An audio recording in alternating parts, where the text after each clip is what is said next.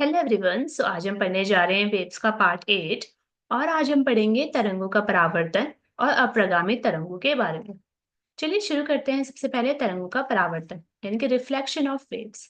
जिस तरह से हम लाइट का रिफ्लेक्शन पढ़ते हैं उसी तरह से वेव्स का भी रिफ्लेक्शन होता है। लाइट के रिफ्लेक्शन में हम क्या पढ़ते थे कि जब कोई लाइट वेव्स जो होती है, यानी लाइट क्या है, लाइट भी वेव्स ही है, जैसे हमने पहले वाले लेक्चर्स में पढ़ा है। ठीक है, तो जब वेव्स का परावर्तन होता है उसका मतलब क्या होता है कि जब कोई भी तरंग किसी परिसीमा का या फिर किसी भी रुकावट का सामना करती है तो वो टकरा करके वापस आ जाती है। इसी को हम कहते हैं क्या, तरंगों का परावर्तन। तो यही हम इसमें पढ़ने वाले हैं इस वाले टॉपिक के अंदर कि तरंगों का परावर्तन किस तरह से होता है, किस तरह की कंडीशन और किस तरह के केसेस जो है हम यहाँ पे पढ़ते हैं। ठीक है, तो यहाँ पर आप इसे डायग्राम के थ्रू समझ सकते हैं कि हमारे पास यहाँ पे एक परिसीमा है और ये हमारे पास कोई वेव है। ठीक है, तो ये जब ये वेव धीरे धीरे इस परिसीमा का सामना करती है तो यहाँ से टकराने के पश्चात ये कुछ इस तरह से यहाँ से परावर्तित हो जाती है, यानी किसी दृढ़ परिसीमा से स्पंद का परावर्तन हो जाता है। तो ये जो हम प्रतिध्वनि पढ़ते हैं, प्रतिध्वनि का जो फिनोमिना पढ़ते हैं वो और कुछ नहीं बल्कि तरंगों का परावर्तन ही होता है। ठीक है, यानी जो प्रतिध्वनि होता है वो आप एग्जाम्पल समझ सकते हो तरंगों का परावर्तन का।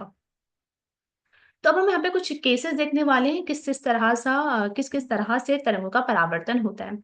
यदि हमारे पास कोई परिसीमा है, ठीक है, उस परिसीमा के द्वारा ऊर्जा का जब अवशोषण नहीं होता है, ठीक है, तो जब ऊर्जा का अवशोषण वहां पे नहीं होता है तो जो परावर्तित तरंग होती है उसका आकार वही रहता है जो कि आपतित तरंग का होता है। यानी हमारे पास ये परिसीमा है और यहाँ से कोई तरंग आती है जिसे हम कहते हैं आपतित तरंग या इंसिडेंट वेव। ओके, यहाँ से उस तरंग क्या करती है, यहाँ से इस परिसीमा के द्वारा कोई भी ऊर्जा का अवशोषण नहीं किया गया, यानी कि उस ऊर्जा का वहां पे हाश नहीं होता है। ठीक है, लॉस नहीं होता है। तो यहाँ से जो परावर्तित तरंग होगी, उस परावर्तित जो तरंग होगी, उस परावर्तित तरंग का जो आकार होगा वो आपतित तरंग के आकार के ही बराबर होगा। ठीक है, लेकिन हमें ये बात यहाँ पे ध्यान रखनी होगी, जो परावर्तन होता है तरंग का, यानी जो परावर्तित तरंग होती है उसमें हमें कला का डिफरेंस मिल जाता है, और जो कला का डिफरेंस होता है वो पाई या फिर 180 डिग्री का होता है। यानी परावर्तन से किसी भी तरंग में उसकी कला में पाई या फिर 180 डिग्री का कलांतर उत्पन्न हो जाता है। ठीक है, तो ये it is according to Newton के थर्ड लॉ, न्यूटन का जो तीसरा नियम होता है उसके अकॉर्डिंग जो परावर्तित तरंग होती है उसमें 180 डिग्री या फिर पाई का कलांतर उत्पन्न होता है। ओके, अब हम यहाँ पे कुछ सिनेरियो पढ़ने वाले। यदि हमारे पास जो परिसीमा है वो बिंदु, जो परिसीमा का बिंदु है वो दृढ़ नहीं है, यानी कि वो टाइट नहीं है, मतलब वो ढीला ढाला कुछ इस तरह से हमारा परिसीमा है, तो वहां पे जो कि गति करने के लिए स्वतंत्र है ऐसा परिसीमा का हमारे पास है, तो उस केस में हम ये देखते हैं कि जो परावर्तित स्पंद होता है या परावर्तित तरंग होती है उसकी कला व आयाम वही होता है जो कि आपतित स्पंद का हो। यानी कि अगर हमारे पास कोई दृढ़ परिसीमा है कोई दर्पण सी में, तो उसमें जो कलांतर का डिफरेंस होगा वो पाई डिग्री का मिल जाएगा हमें। ठीक है, परावर्तित तरंग में। लेकिन अगर हमारे पास परिसीमा दृढ़ नहीं है, वो स्वतंत्र रूप से गति कर रही है, तो उस केस में जो परावर्तित तरंग होगी उसका आयाम, उसकी जो कला होगी उसमें कोई भी डिफरेंस नहीं आएगा, वो आपतित स्पंद के ही बराबर हो जाता है। ठीक है, यानी नेट परिसीमा पर जो अधिकतम विस्थापन होगा तब प्रत्येक स्पंद के आयाम का दोगुना होता है। इसमें हम आर्गन पाइप का खुला सिरा का एग्जांपल भी समझ सकते हैं। ओके, तो अब हम यहाँ पे एक मैथमेटिक टर्म में इसको रिप्रेजेंट करते हैं, जो भी अभी हमने बात समझी है। मान लेते हैं हमारे पास कोई परिसीमा थी, उस परिसीमा पर आपतित तरंग आई। उस आपतित तरंग का जो इक्वेशन थी वो है y is equal to a sin kx minus omega t। अब हमारे पास जो परिसीमा थी वो दृढ़ थी, यानी दृढ़ परिसीमा थी हमारे पास। ठीक है, उस दृढ़ परिसीमा से इस आपती तरंग का परावर्तन होता है, और परावर्तन के पश्चात जो तरंग होगी, रिफ्लेक्टेड जो वेव हमारे पास होती है, उसकी समीकरण क्या हो जाएगी, a sin kx plus omega t plus 5। आप यहाँ पे ध्यान से देखिए, यहाँ पे जो तरंग आएगी उसका साइन क्या है, माइनस ओमेगा टी। ठीक है, यहाँ से जो तरंग जाएगी, क्योंकि वो विपरीत दिशा में जा रही है, आपतित तरंग के विपरीत दिशा में जाएगी परावर्तित तरंग, तो उसका साइन यहाँ पे हमने चेंज कर दिया है, दैट इज प्लस होगा यहाँ पे, और उसमें जो कलांतर उत्पन्न हो जाएगा वो हो जाएगा पाई। तो इसलिए हमने यहाँ पे लिख दिया है y is equal to A sine K x plus omega t plus pi, क्योंकि यहाँ पे दृढ़ परिसीमा है। ओके, यहाँ पे हम एक आइडेंटिटी यूज करेंगे ट्रिग्नोमेट्री की, और वो होगी जहाँ पे हम पढ़ते हैं कि y is equal to sine K sine x plus pi. Sine x plus pi जो होता है वो होता है माइनस साइन एक्स के, इसलिए यहाँ पे हमारे पास आ जाएगा -a sign K x plus omega T. तो ये आइडेंटिटी आपको ट्रिग्नोमेट्री से याद होनी चाहिए, ठीक है। तो वो हमने यहाँ पे अप्लाई करके इसको लिख लिया है। तो यानी कि कोई अगर हमारे पास दृढ़ परिसीमा होगी, तो जो आपतित तरंग के बाद जो परावर्तित तरंग होगी उसकी समीकरण आ जाती है हमारे पास -a sign K x plus omega T. अब हम बात करते हैं खुली परिसीमा की, ठीक है। मान लो हमारे पास कोई खुली परिसीमा है, तो खुली परिसीमा से जब परावर्तन होता है, तो हमने देख लिया था कि परावर्तित तरंग क्या होगी, उसके आयाम और उसके कला में कोई भी चेंज वहां पे नहीं होता है, लेकिन उसका साइन जरूर चेंज हो जाएगा, ठीक है। आपकी तरंग हमारे पास यही रहेगी। आपकी तरंग क्या रहेगी, यही वाली आपकी तरंग थी, लेकिन इसका साइन जो होगा वो परावर्तन पर चेंज हो जाएगा, सिर्फ साइन चेंज होगा। अदरवाइज जो समीकरण होगी परावर्तित तरंग की वो सेम रहेगी। आप देख सकते हैं यहाँ पे आयाम इसका ए ही है और यहाँ पे कोई भी कलांतर यहाँ पे नहीं है। तो ये हो गया हमारे पास खुली परिसीमा के लिए परावर्तन। Okay, done. हमने परावर्तन पढ़ लिया है, तरंगों का परावर्तन किस तरह से होगा अब हम जानते हैं। अब हम चलते हैं अप्रगामी तरंगों के पास, ठीक है। सो हमने प्रगामी तरंग पढ़ ली थी। प्रगामी तरंग क्या होती है, प्रगामी तरंग ऐसी तरंग होती है जो किसी माध्यम में एक ही दिशा में गमन करती हुई आगे चलती रहती है, ठीक है। लेकिन अप्रगामी तरंग क्या होती है, देखो अप्रगामी तरंग जिसे हम स्टेशनरी वेव भी कहते हैं, ठीक है। स्टेशनरी वेव का मतलब होता है जब दो एक जैसी प्रगामी तरंग है, जब वो प्रगामी तरंग किसी बद्ध माध्यम में, आप डायग्राम में देख सकते हैं ये एक बद्ध माध्यम है, इस बंद माध्यम में जब तरंगे विपरीत दिशा में चलती है, तो क्या होगा, वो एक दूसरे पे टकराएगी और टकराने के पश्चात उनमें अध्यारोपण होगा। उस अध्यारोपण के द्वारा जो तरंग बनेगी उसे हम अप्रगामी तरंग कहते हैं। ध्यान रखना, जो अप्रगामी तरंग होती है उसको स्थिर तरंग भी कहते हैं, क्योंकि ये तरंगे हमें ऐसी लगती है कि ये बिल्कुल स्थिर तरंग है, ठीक है। स्टेशनरी वेव भी हमको कहते हैं। तो आप इस वाले डायग्राम से, इस वाले वीडियो के थ्रू यहाँ पे इसको समझ सकते हैं कि अप्रगामी तरंग किस तरह से काम करती है। ये हमें, हमारे पास दो तरंग थी, that is blue and green colour की। ब्लू ग्रीन कलर की दो तरंगे थी माध्यम में, जिसे हम प्रगामी तरंग कह सकते हैं। तो इसके ओवरलैप करने से एक तरंग बनती है ब्लू कलर की, उस तरंग को हमने कहा है, इनके अध्यारोपण करने से रेड कलर की तरंग बनेगी जिसको हम स्टेशनरी वेव कह रहे हैं। ये जो वेव होती है वो इस तरह से गमन करती है कि वो चल ही नहीं रही होती माध्यम में, ठीक है, बिल्कुल स्थिर होते हुए अप एंड डाउन वो जो है चलती रहती है। ओके, तो ये हो गया हमारे पास अप्रगामी तरंग, जिसे हम स्थिर तरंग या स्टेशनरी वेव्स भी कहते हैं। तो अब हम यहाँ पर अप्रगामी तरंगों के लिए इक्वेशन पढ़ने वाले हैं, ठीक है। अप्रगामी तरंगों के जो हम इक्वेशन पढ़ेंगे उसको हम यहाँ पे मैथमेटिक रूप से रिप्रेजेंट करने वाले हैं। तो समान आयाम समान तरंग दैर्ध्य वाली परावर्तित तरंगों पर विचार करने हैं, ठीक है। तो मान लो एक हमारे पास आपतित तरंग थी, that is y equals to a sin kx minus omega T. परावर्तन के पश्चात दूसरी तरंग हमारे पास आती है y equals to a sin kx plus omega T. आपतित तरंग देन परावर्तित तरंग, तो माध्यम में क्या है, दोनों तरंग चल रही है, समान आयाम की तरंग है, समान तरंग है, विपरीत दिशा में गमन कर रही है, तो उनके बीच में क्या हो जाएगा, अध्यारोपण हो जाएगा। और अध्यारोपण के पश्चात उनमें एक नेट तरंग उत्पन्न हो जाएगी। हम पढ़ चुके हैं अध्यारोपण का सिद्धांत, तो उसी सिद्धांत को हम यहाँ पे लगाने वाले हैं।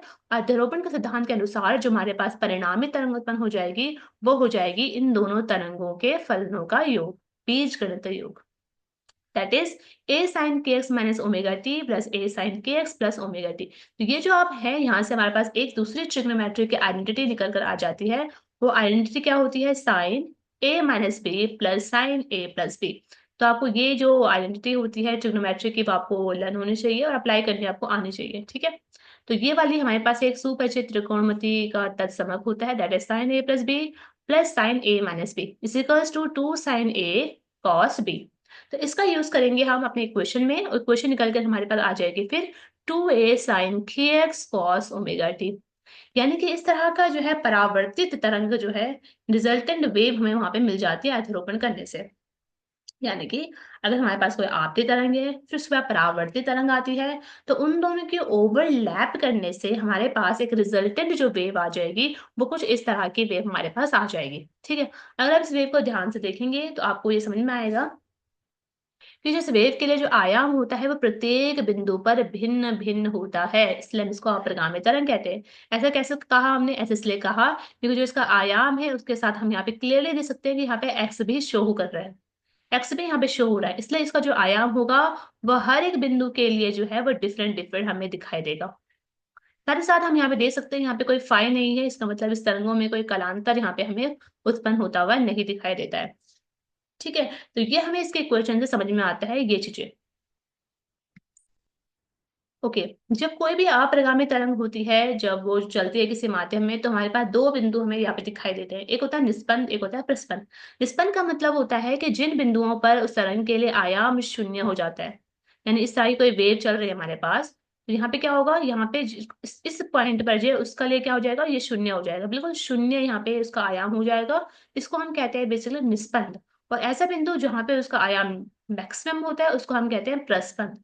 दो बिंदु हमें यहाँ पे दिखाई देते हैं किसी भी वेव्स में, निस्पंद एंड प्रस्पंद। ठीक है, इन दोनों बिंदुओं के द्वारा हम ये समझने वाले हैं किसी भी अपरिगामी तरंग में वो कौन से बिंदु होते हैं, कौन सी पोजीशन होती है जहां पे हमें निस्पंद दिखाई देगा और जहां पे हमें प्रस्पंद दिखाई देगा। तो उसके लिए हम यहाँ पे इक्वेशन को डिराइव करने वाले हैं।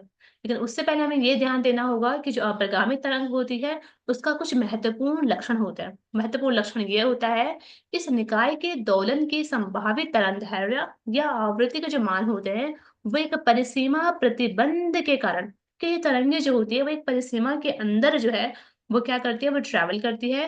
तो इसलिए यहाँ पे जो होता है वो स्वेच्छा से आवृत्ति से दोलन नहीं कर सकती, इन्हें अपनी स्वच्छ आवृत्ति से वो दोलन नहीं कर सकती अप्रगामी तरंगे। इसलिए यहाँ पे एक अलग तरह की इनकी आवृत्ति पाई जाती है। इनकी आवृत्ति को हम प्रसामान्य विधा कहते हैं। ठीक है, अब हम देखते हैं निस्पंद की स्थिति। ठीक है, निस्पंद हमें कौन कौन से बिंदु पर वेव्स के लिए मिलता है। निस्पंद की स्थिति, निस्पंद के लिए कंडीशन ये होती है, यहाँ पर साइन के एक्स बराबर 0 होता है। ठीक है, साइन के एक्स की जो वैल्यू होती है वो बराबर होती है 0। अब ट्रिग्नोमेट्री यहाँ पे अगेन यहाँ पे अप्लाई होने वाली है, तो साइन के एक्स की वैल्यू 0 कब आती है, तो हम ये ट्रिग्नोमेट्री से जानते हैं कि साइन के एक्स वैल्यू जो होती है, साइन की जो वैल्यू 0 तब आती है जब उसकी वैल्यू एन पाई होती है, जहां पर n इज इक्वल्स टू 0 1 2 3 हो सकता है। ठीक है, इस केस में हमारे पास साइन की वैल्यू 0 आती है। सो यहाँ से हम निकल कर आ जाता है कि x बराबर n पाई होता है, तो यहाँ से हम x निकाल सकते हैं। x हमें ये बताएगा कि पोजीशन, कौन सी पोजीशन पर निस्पंद की स्थिति हमें मिलती है। तो हमारे पास यहाँ से निकल कर आ जाएगा x बराबर के n, x बराबर क्या आ जाएगा हमारे पास यहाँ से, x बराबर हम लिख सकते हैं कि n पाई अपॉन के हो जाएगा। ठीक है, और के की वैल्यू हम जानते हैं, के बराबर होता है 2 pi upon lambda. 2 pi upon lambda की वैल्यू यहाँ पे रख देंगे तो हमारे पास एक्स की वैल्यू आ जाएगी एन लैम्डा अपॉन टू। ठीक है, यानी एक्स बराबर एन लैम्डा अपॉन टू, जहां पर एन बराबर 0 1 2 3 है। इन पोजिशन पर हमें निस्पंद की स्थिति देखने को मिलती है। इसको हम यहाँ पे जो है डायग्राम में समझ सकते हैं। मान लो हमारे पास कोई वेव है इस तरह की। ठीक है, तो इस वेव में हमारे पास निस्पंद कहाँ कहाँ मिलेगा। अगर हम यहाँ पे n बराबर 0 रख दे, n बराबर अगर 0 रख दे तो हमारे पास x बराबर आ जाएगा लैम्डा अपॉन टू, यानी पहली स्थिति होगी लैम्डा अपॉन टू, सॉरी, पहली स्थिति क्या हो जाएगी, n बराबर 0, यानी पहली स्थिति होगी 0 पर, यानी 0 पर हमें निस्पंद की स्थिति मिलती है। दूसरा हो जाएगा लैम्डा अपॉन टू, यानी लैम्डा अपॉन टू पर हमें क्या मिल जाएगी, निस्पंद की स्थिति मिलती है। यानी कि एक पॉइंट ये है जहां पर n बराबर 0 है, इस पोजिशन में हमें क्या मिलेगा, निस्पंद मिलेगा। दूसरी पोजिशन जो हमारे पास निस्पंद के लिए आएगी वो आएगी lambda upon two, this position. यानी पहली पोजीशन 0 की होगी जहां पे हमें निस्पंद मिलेगा, सेकंड पोजीशन होगी लैम्डा अपॉन टू की जहां पे हमें निस्पंद मिलेगा। इस तरह से हम कह सकते हैं कि दो निस्पंदों, दो क्रमागत निस्पंदों के बीच की दूरी जो होती है वो होती है lambda upon two. This distance is lambda upon two. इसी तरह से अब हम निकालेंगे स्पंद के लिए। स्पंद मतलब होता है जहां पे मैक्सिमम जो है इसकी मैक्सिमम इसका आयाम होता है। तो यहाँ पे हम निकालेंगे इसको साइन के एक्स बराबर 1 से। तो साइन की वैल्यू 1 कहाँ पर आती है, इट इज n प्लस 1/2 पाई। तो यहाँ से हमारे पास x निकल कर आ जाएगा n plus 1/2 lambda upon two, जहां पर n बराबर हो जाता है 0 1 2 3। ठीक है, तो इस तरह से हमारे पास जो स्पंद की स्थिति आ जाएगी वो इन पोजिशन पर आ जाएगी। तो स्पंद की पोजिशन अगर हम यहाँ से देखें, सबसे मिनिमम पोजिशन कहाँ पर आएगी, अगर हम n की वैल्यू यहाँ पे 0 रख के देखें तो हमारे पास जो पहली पोजिशन आएगी वो आ जाएगी लैम्डा अपॉन 4। ठीक है, तो लैम्डा अपॉन 4 कहाँ है, दिस इज लैम्डा अपॉन 2, हमने जान लिया था लैम्डा अपॉन 2। लैम्डा अपॉन 2 का अगर हम हाफ करें तो हमारे पास कुछ यहाँ पोजिशन पे आ जाएगा lambda upon 4। This is lambda upon 4। Lambda upon 4 एक ऐसी पोजिशन होती है जहां पे हमें स्पंद की स्थिति मिलती है, यानी आयाम हमारा मैक्सिमम हो जाता है। ठीक है, इस तरह से हमने स्पंद देख लिया और निस्पंद की स्थिति देख ली है किसी भी वेव्स के लिए। अब हम यहाँ पे क्या करने वाले हैं, एक्स इज इक्वल्स की जगह हम एल रखेंगे, यानी कि जो हमने उसके लिए पोजीशन निकाली थी X is equals to N lambda upon 2, किसके लिए, स्पंद के लिए, सॉरी निस्पंद के लिए जो स्थिति हमने निकाली थी, उस इक्वेशन का हम यहाँ पे यूज करने वाले हैं, किस लिए, वेव्स के अदर कैरेक्टरिस्टिक्स को निकालने के लिए, मतलब लैम्डा निकालने के लिए, उसकी आवृत्ति निकालने के लिए हम यहाँ पे यूज करने वाले हैं। एस की जगह हम यहाँ पे एल को रखेंगे, ठीक है। तो एल बराबर हमारे पास क्या होता है, एन लैम्डा अपॉन 2। ये कहाँ से आया, ये अगर आप देखें यहाँ पे, तो अभी अभी हमने जो निकाला था यहाँ पे, ये वाली इक्वेशन जो हमारे पास थी निस्पंद की, इसी इक्वेशन के हम यहाँ पे एल की जगह, एक्स की जगह हम यहाँ पे एल को रिप्लेस करने वाले हैं। तो इस तरह से अगर हम यहाँ पे एक्स की जगह एल को रिप्लेस करें, तो एल बराबर हमारे पास आता है एन लैम्डा अपॉन 2, जहाँ पे एन अगेन 1 2 3 होगा, ठीक है।